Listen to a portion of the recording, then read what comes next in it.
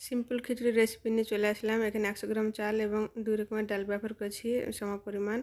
এবং এখানে আমি কিছু শুকনো মশলা ব্যবহার করেছি এবং একটা পেঁয়াজ স্লাইস করে কেটে এবং গোল্ডেন ব্রাউন করে ভেজে নিলাম এবং এখানে ১ চামচ আদা রসুন পেস্ট দিলাম। তারপরে একটা আলু স্লাইস করে কেটে নিয়েছি, সেটাকে একটু ভালোভাবে ভেজে নেব। তারপরে এখানে ১ চামচ হলুদ গুঁড়ো, ১ চামচ শুকনো লঙ্কা গুঁড়ো, ১ চামচ গরম মশলা গুঁড়ো এগুলো দিয়ে দেবো।